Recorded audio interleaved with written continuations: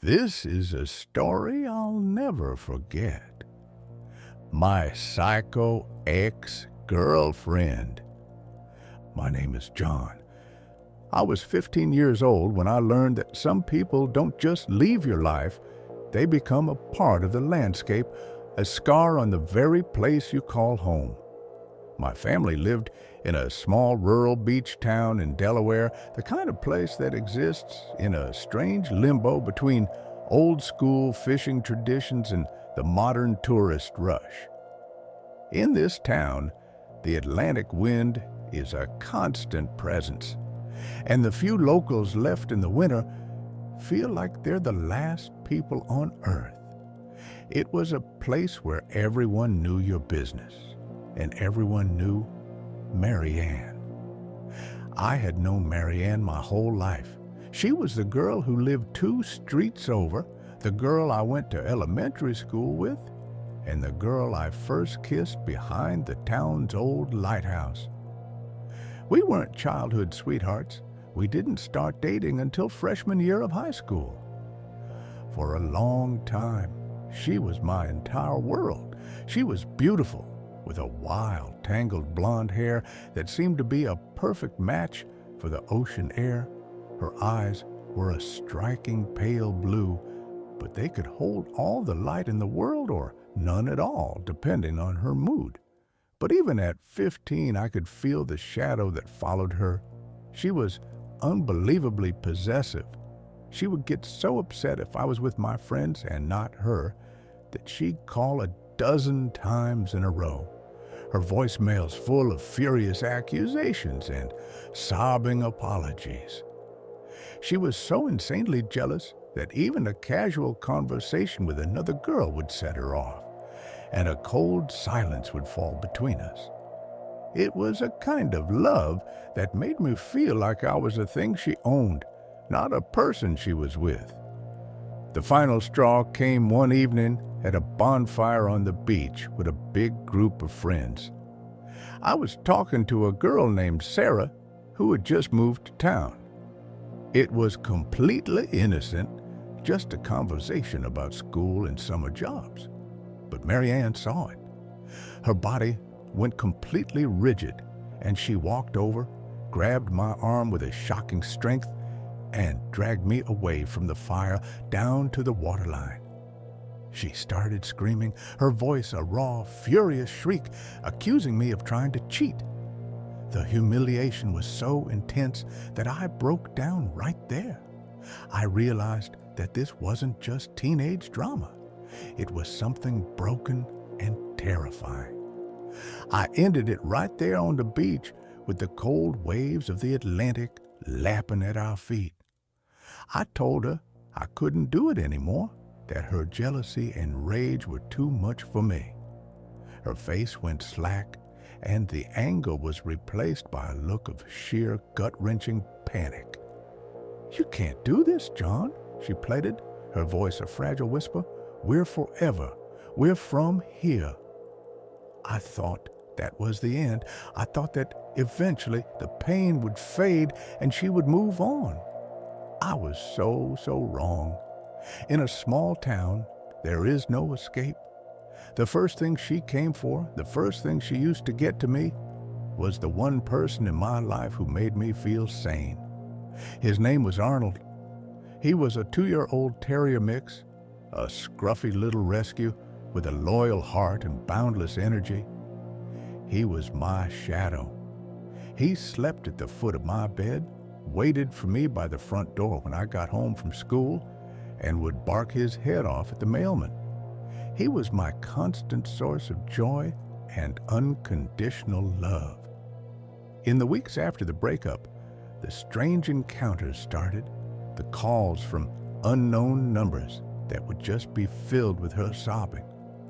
The times I'd see Mary Ann in the distance on the beach, just watching. But then it started to involve Arnold.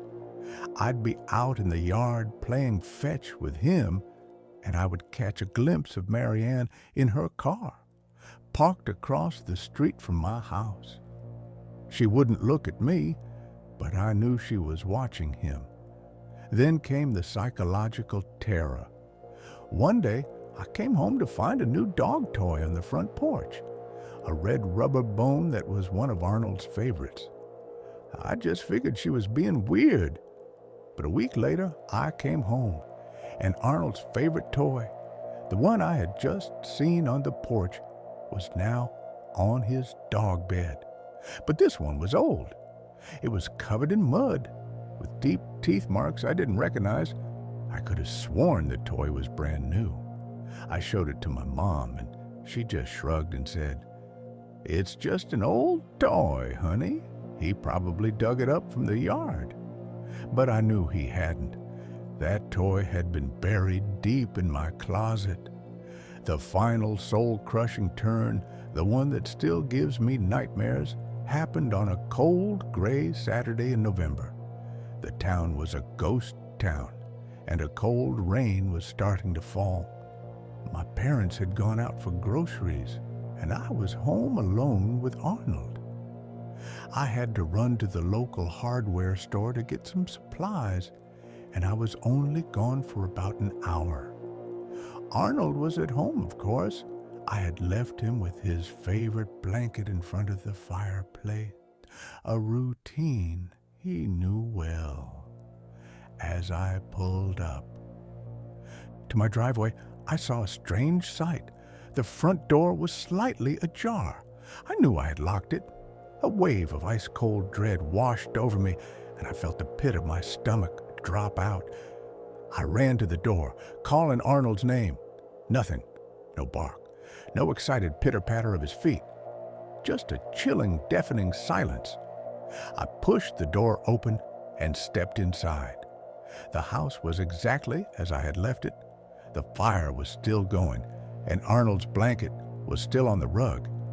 But he wasn't there. I ran from room to room, yelling his name, my voice raw and desperate. I went through the entire house, through the garage, and into the shed. He was gone. Tears of pure terror were streaming down my face as I ran back out to the front porch. I looked at the front door, and that's when I saw it. It wasn't a note or a small gift. It was a single, tiny terrier paw print, carefully stamped on the white paint, and below it the words were written directly on the door in a thick, dark, coagulating substance. The letters were large and jagged and impossible to ignore. There was only one word: mine. I stood there for a long time, the rain hitting me in the face, the word burning itself into my mind. I didn't have to guess what she had used to write it. The sick, twisted terror that washed over me was 100 times worse than any fear I had ever felt before. This was a violation. This was a final, gut-wrenching statement that she was never going to let me go. She had taken the one pure thing I had in my life and used it to leave her mark on me forever. My parents and I went to the police immediately. Sheriff Ted, a friend of my dad's, listened with a horrified expression. He promised to do everything he could, but when it came down to it, there was nothing. No witnesses, no DNA evidence on the door, no fingerprints, just a teenager's word against another teenager's. He had to tell us with a heavy heart that there was no evidence to arrest her. The nightmare didn't end there. After the police couldn't help, Marianne started targeting my parents. She didn't leave a trail. She just left behind a series of perfectly placed reminders that she knew them just as well as she knew me. A note with my mother's birth date would appear on the windshield of her car. My dad's favorite hat would be found on a telephone pole near his job. The chilling message was clear. She had observed my entire family with the same obsessive intensity she had used on me. The fear was no longer just mine. It was theirs, too. One day, my dad came home and told us we were leaving. We were moving to the West Coast, to a place where we didn't know anyone and where Marianne didn't know us. We packed up our lives and left behind the small town and the memories, both good and terrible. It's been years now. I'm a grown man. I have a life on the other side of the country, but I can still remember the feel of the cool, empty space where Arnold used to sleep. I still think about that little terrier paw print. And every time I look at a picture of myself from my teenage years, I see a face full of hope and naivete that was shattered long ago. The fear isn't that she'll find me. The real horror is knowing that I can't leave her behind, because she carved her name into my soul the day she wrote it on my front door. Thank you for watching. Hopefully you have goosebumps down your arms now.